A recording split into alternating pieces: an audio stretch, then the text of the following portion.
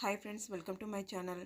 అవనిని చంపాలని చక్రధర్, పల్లవి స్కెచ్ వేస్తారు. అయితే ప్లాన్ రివర్స్ అయ్యి అవనిని చంపడానికి వచ్చిన వ్యక్తి అవనిని వదిలేసి చక్రధర్ని చంపాలని ట్రై చేస్తాడు. కానీ అవని చక్రధర్ను ప్రమాదం నుంచి కాపాడి హాస్పిటల్లో జాయిన్ చేస్తుంది.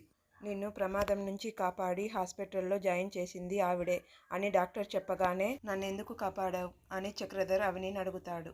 మాకు కావాల్సింది నీ చావు కాదు, మా అమ్మకు నువ్వే భర్తవనే గుర్తింపు. మీ మీద పగ సాధించాలని, ప్రతీకారం తీర్చుకోవాలని మేమెప్పుడూ అనుకోలేదు. మా అమ్మ నిన్నటి నుంచి కనిపించడం లేదు. మా అమ్మ నీ దగ్గరే ఉంటుందని నాకు తెలుసు. కనీసం ప్రాణాలతోనైనా మా అమ్మని బ్రతికనివ్వు అని అవని చేతులు జోడించి చక్రధర్ను అడుగుతుంది. అప్పుడే చక్రధర్ మనసు మారుతుంది. అయితే ఏం మాట్లాడకుండా సైలెంట్గా ఉంటాడు. ఇక అవని అయితే అక్కడి నుంచి వెళ్ళిపోతుంది.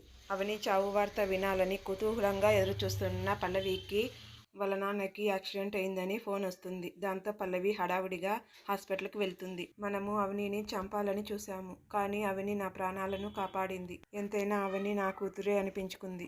అందుకే నేను ఒక నిర్ణయానికి వచ్చాను పల్లవి. మనము మీనాక్షిని వదిలేద్దాం. అంతేకాదు, నేనే మీనాక్షి భర్తను, అవని తండ్రిని అని అందరి ముందు ఒప్పుకుంటాను.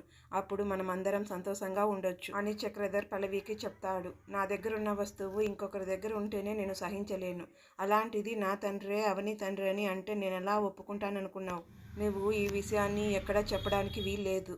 నేను కావాలో అవని కావాలో తేల్చుకో. ఒకవేళ నువ్వు అవనినే కావాలంటే అప్పుడు నేను నిన్ను చంపడానికి కూడా వెనకాడను డాడ్. నాకు ఆ అవని చేతిలో ఓడిపోవడం అంటే ఇష్టం ఉండదు అని పల్లవి అనగానే చక్రధర్కి అవసరమైతే నిన్ను చంపేస్తాను డాడ్ అని అన్న పల్లవికి తన ప్రాణాలు కాపాడిన అవనికి తేడా తెలుస్తుంది. మరి చక్రధర్ ఏం చేయబోతున్నాడో తర్వాత ఎపిసోడ్లో తెలుసుకుందాం. ఈ వీడియో మీకు నచ్చినట్లయితే ఖచ్చితంగా లైక్ చేసి, షేర్ చేసి, అలాగే మా ఛానల్ని తప్పకుండా సబ్స్క్రైబ్ చేసుకోండి.